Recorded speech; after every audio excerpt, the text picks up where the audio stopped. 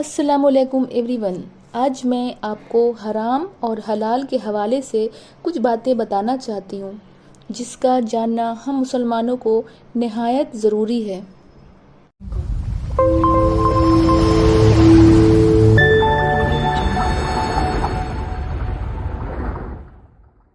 میں خواتین سے پوچھنا چاہتی ہوں کہ کیا کبھی آپ اپنے شوہر سے پوچھا ہے جب آپ کے شوہر جاب کرتے ہیں یا بزنس کرتے ہیں کہ یہ پیسہ کیسا ہے، حرام ہے یا حلال ہے؟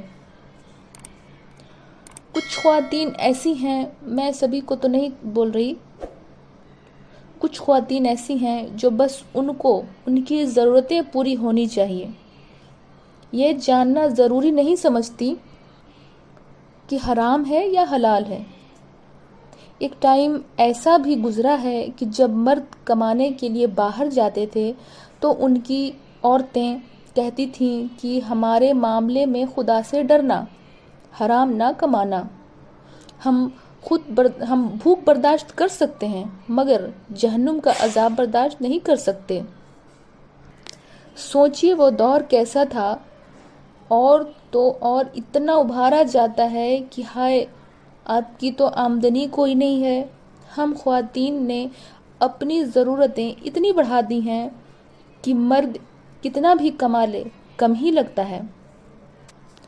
اچھا، بہت سارے نوجوان بھی ایسے ہیں جو موبائل، بائک، پیسے اور نہ جانے کیا کیا چوری کرتے ہیں اور گھر والے سب جان کر بھی چپ رہتے ہیں اور مزے لیتے ہیں. اللہ نے فرمایا ہے کہ جب تک آدمی کے پیٹ میں لقمہ حرام رہے گا فرشتے تب تک اس پر لگاتار لعنت بھیجتا رہے گا، اور اگر اسی کنڈیشن میں فوت ہو گئی تو جہنم میں داخل ہوگا. اب شریعت نے کس کس چیز کو حرام قرار دیا ہے یہ آپ غور سے سنیے گا، میں بتانا چاہتی ہوں. جیسے سود، چوری، جوئے کے ذریعے مال حاصل کرنا، جھوٹی قسم کھانا، خیانت، جھوٹی وکالت، غصب کے ذریعے مال حاصل کرنا، گانے بجانے کی اجرت، سب باطل طریقے میں داخل اور حرام ہے. اسی طرح رشوت کا لین دین، ڈنڈی مار کر سودا بیچنا، ملاوٹ والا سامان فروخت کرنا، قرض نہ دینا، جیسے میں نے کسی سے قرض لیا اور اس کو واپس نہیں کرنا، اس کو دبا لینا. تو یہ سب جو میں نے آپ کو بتایا، آپ مہربانی کر کے اگر آپ جاب کرتے ہیں یا بزنس کرتے ہیں یا کسی بھی آمدنی کی شکل ہو، آپ اپنا جائزہ لیجئے کہ کہیں یہ آمدنی حرام تو نہیں ہے. یہ میں نے اوپر میں جتنی بھی صورتیں بتائی ہیں آپ کو، یہ ساری حرام میں شامل ہے.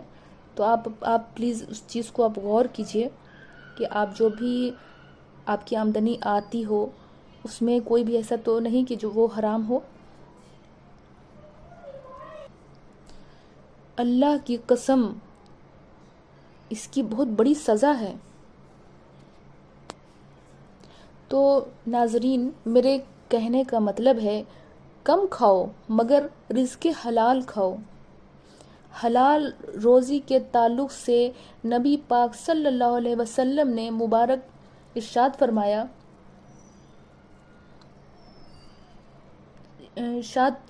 ہے، وہ سنیے ذرا غور سے. سب سے زیادہ پاکیزہ کھانا وہ ہے جو اپنی کمائی سے کھایا جائے، جو اپنی کمائی کا ہو وہ کھاؤ، وہ پاکیزہ کھانا ہے. دوسرا، بے شک اللہ پاک مسلمان پیشاور کو دوست رکھتا ہے، یعنی اللہ پاک جو بھی حلال رزق حلال کھاتا ہے اس کو اپنا دوست بناتا ہے. اللہ پاک حلال کمانے والے کی ہر دعا قبول ہوتی ہے. تو آئی ہوپ آپ سمجھ گئے ہوں گے کہ میرے بولنے کا کیا مطلب ہے. اگر میری ویڈیوز آپ کو اچھی لگی ہو تو پلیز آپ اس پہ لائک اور کمنٹس ضرور کیجیے گا. تو ملتی ہوں نیکسٹ ویڈیو میں. اللہ حافظ.